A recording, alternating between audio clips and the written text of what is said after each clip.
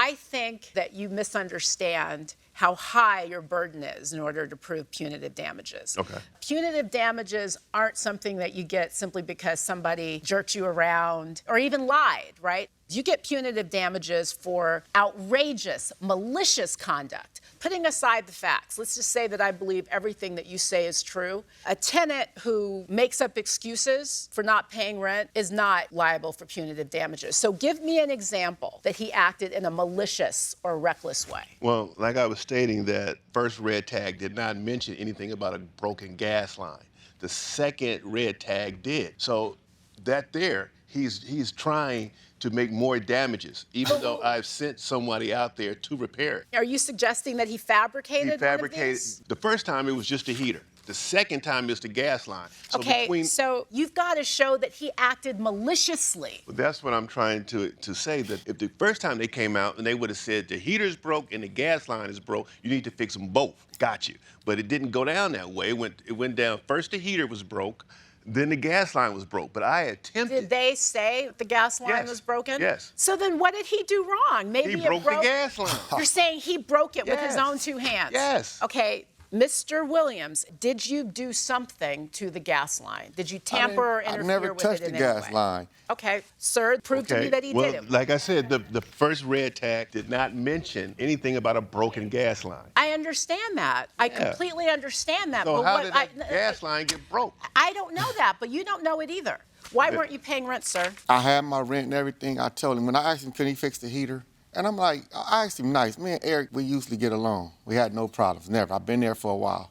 And I just asked him, can you fix my heater? When he told me no, get out my mama's apartment. I didn't say that. Like, what you mean? I never said that. I asked him in November when I got the first red tag, hey, Eric, you know the heater is out. Can you fix the heater? And he told me, it's time for you to move on my mama's place. And I'm like, what I do? I don't have anything. Can I say this? I want to give you, because I know where you're going with this, and I just have a few questions. How old is this building? We've owned it for 50 years, and it have to be about maybe 60 years. When was the last time the heater was replaced, if ever? Probably in the 80s, probably. Because I know what you're trying to do here. You're trying to circumstantially convince us that he intentionally damaged this pipe to explain why he was not paying rent. That's where you're going. Absent somebody seeing him, you need to circumstantially establish it. Right. Now, the reason why we're all harping on this breaking of the thing is because at least that's intentional conduct, probably bordering on almost criminal by destroying someone else's property. But you cannot offer us anything to bring us to that point. But I know you keep trying and you're like a thickhead, but one more time, say Okay, what you well, want all to I'm say. saying is that if there was gas leaking the first time, the gas company. He would have been dead by now. Exactly. That's and he's what not, I'm saying. So it just broke. That's what It just broke.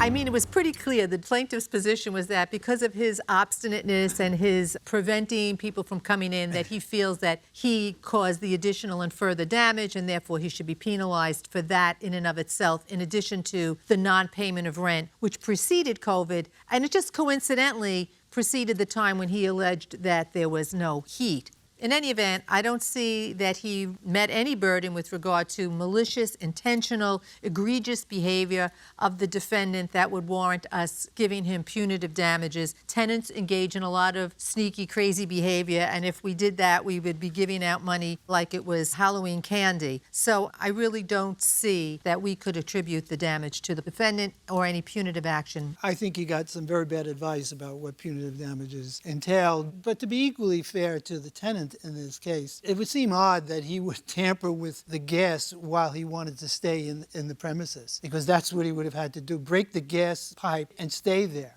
And be dead. And be dead. So And be dead. I mean, that was like... No, with all due respect, I don't, just because he's a tenant, I don't think, he's going to go to that length. I think not. I agree. I mean, I think I'd say you need to get over it. There's no evidence that in your 50-year-old building, this broken pipe is this guy's fault. So I'm a hard no. Hard no. Okay, very good.